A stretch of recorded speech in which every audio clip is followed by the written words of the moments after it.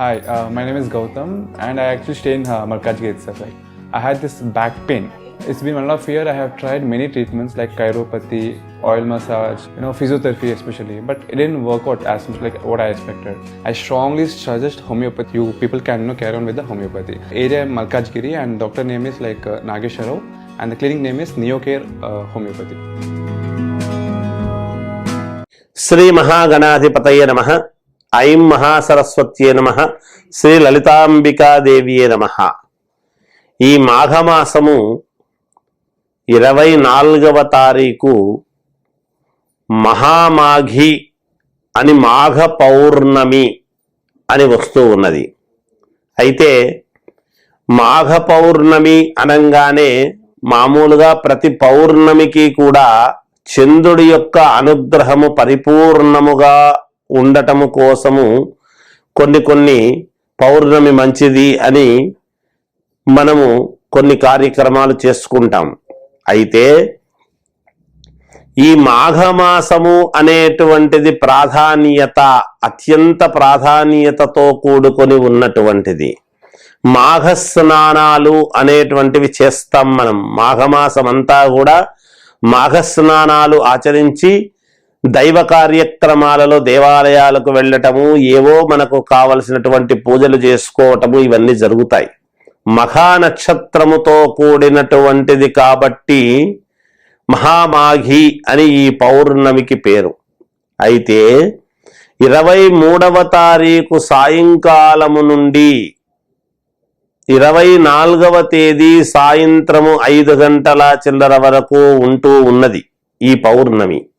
అయితే మనకు విశేషముగా ఏ కోరికలు కావాలి అనుకున్నా, ఏవి నెరవేరాలి అనుకున్నా, మీ కోరికలు ఏముంటాయో అవన్నీ కూడా తీర్చుకోవటానికి అత్యంత పుణ్యప్రదమైనటువంటి ఈ పౌర్ణమి రోజు మీరు పాటించవలసినటువంటి నియమాలు ఏమిటి, చేసుకోవాల్సినటువంటి పూజలు ఏమిటి అనేటువంటివి ఇప్పుడు మనం ఒక్కసారి తెలుసుకుందాం.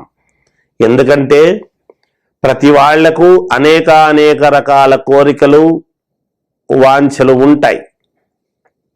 ఇవన్నీ తీర్చుకోవటానికి వ్రతము అనేటువంటిది మామూలుగా సత్యనారాయణ స్వామి వ్రతం అంటే సాయంకాలము పూట చెయ్యాలి అనేటువంటిది చెబుతూ ఉంటాం.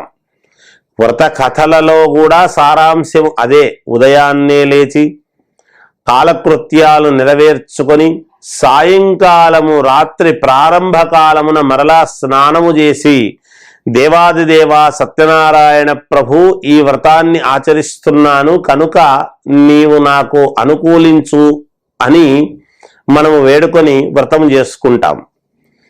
అయితే సాయంకాలమే ఎందుకు అంటే ప్రసన్నమైనటువంటి మనస్సుతో మనము చంద్రుడు మనఃకారకుడు అయినటువంటి చంద్రుడు పరిపూర్ణముగా సాయంకాలము పూటనే వస్తాడు కాబట్టి ఉంటాడు కాబట్టి అందువలన నిండు పౌర్ణమి పూర్ణ కళలతో చంద్రుడు ఉంటాడు కూడా కాబట్టి మనము ఈ వ్రతము చేసుకుంటే అనేక రకాల ఫలితాలు వస్తాయి. ఎవరి శక్తి కొద్దీ వాళ్ళు చేసుకోవచ్చును. ఏమీ ఇలాగే చేసుకోవాలి అలాగే చేసుకోవాలి అనేది ఏమి లేదు. ఎవరి శక్తి అనుసారము వాళ్ళు చేసుకుంటే మంచిదిగాక, మేలు జరుగుతుంది. సరే, సత్యనారాయణ స్వామి వ్రతం అంటే అందరికీ తెలిసినటువంటి విషయమే. అయితే ఉదయాన్నే 24వ తేదీ ఉదయము మాఘస్నానము చేసిన తరువాత మనకు ఒక వివాహము కావాలి అనేటువంటి వాళ్ళు కానీ, ఉద్యోగము రావాలి అనుకునేటువంటి వాళ్ళు కానీ, లేదా ఇంకేదైనా ట్రాన్స్ఫర్ కావాలి అనుకున్నా, ఏ కోరికలు ఉండినా, ఎటువంటి కోరికలు ఉండినా ఈ కోరిక ఆ కోరిక అనేటువంటిది కాదు. ఎందుకంటే ప్రతివాడికి మనస్సు అనేటువంటిది ఉంటుంది. ప్రతివాడి జాతకములోనూ చంద్రుడి యొక్క అనుగ్రహము చాలా అవసరము కాబట్టి అందువలన ప్రతి రాశి వాళ్ళు కూడా, ఈ రాశి వాళ్ళు మాత్రమే అని కాదు, 12 రాశులు ఉండేటువంటి ప్రతి వాళ్ళు కూడా చేసుకోవాల్సినటువంటి సూక్ష్మమైనటువంటి పని ఏమిటి అంటే 1 కిలోంబావు బియ్యము, ఎందుకంటే చంద్రుడికి ధాన్యము బియ్యము, అందువలన ఆ కిలోంబావు బియ్యము 1.25 కిలో బియ్యము తీసుకొని తినగలిగినటువంటివి, ఏవో పనికిరానివి అవి కాకుండా ఎవరికైనా ఒకటి ఇచ్చినా తినగలిగినటువంటివి ఉండాలి. అందువలన అందరూ అలాగే ఇస్తున్నారు పెద్ద మనస్సుతో. చెప్పటము మా ధర్మము కనుక తెలియజేస్తున్నాను.